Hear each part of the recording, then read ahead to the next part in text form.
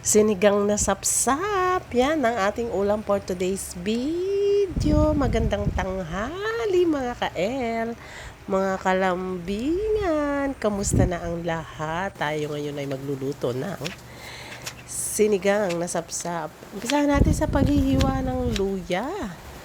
At syempre, meron ding sibuyas at saka mapupulang kamatis. Yan, ganyan lang maghiwa ng ating mga rekado na pampalasa. Pagkatapos nating mahiwa ay mabilisan lang nating magpapakulo ng tubig. Yung tubig natin ang sabaw. Kung po pwede at naiayos mo ng maaga, pwede yung pinagkanawan ng pinag-unaban ng bigas, yun sabi. Yan. Pero ako kasi dahil nahuli ako, hindi ako yung nagluto ng kanin. Kaya sabaw na lang, tubig na lang na literal.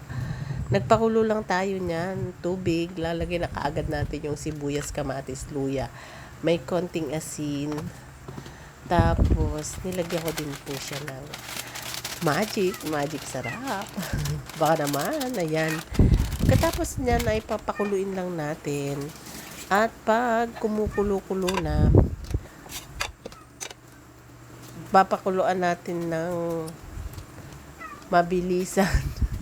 Siyempre, ilalagay na natin yung stem ng yung kangkong. Kasi yung yan, medyo makunat talaga yung kangkong na yan. Pero kasi yan yung favorite ko. At siyempre, mayaman yan sa fiber at saka vitamin C. Kala mo, kangkong lang yan. Pero mayaman yan sa vitamin C. Inuna ko na yan para madali siyang maluto kasi yung ating isda madali lang malabog. Kaya ang ginawa ko, inuna ko na yung mga gulay na yung may mga trunks na medyo matigas-tigas pa, o diba?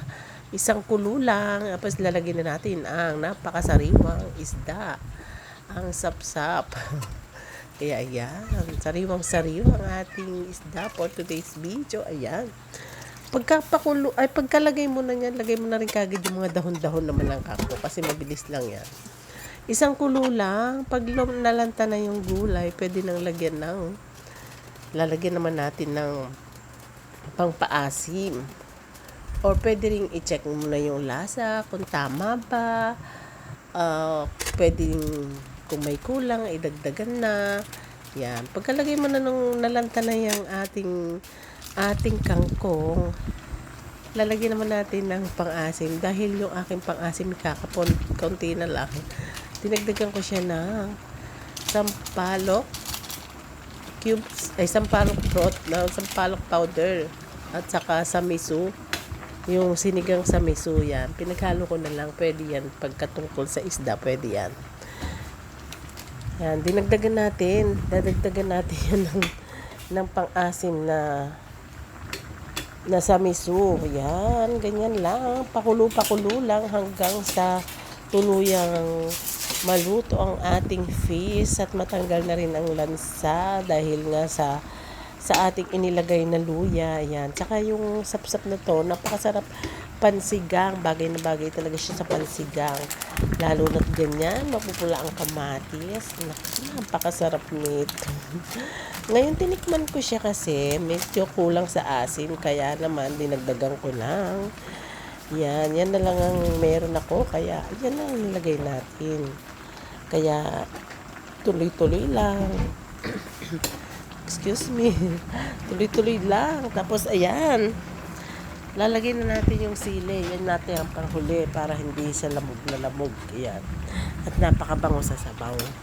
Ganyan lang natin pagluluto. Tapos, pakuluan mo lang ng isang beses at pwede na. Alam mo ba, meron din akong teknika.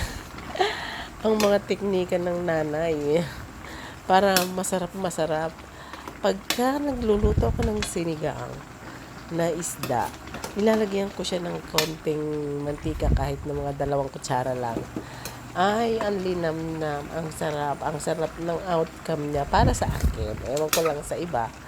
Yun, ganyan yung aking technique ni Ma'am Shidals ng Delicious Kitchen. Like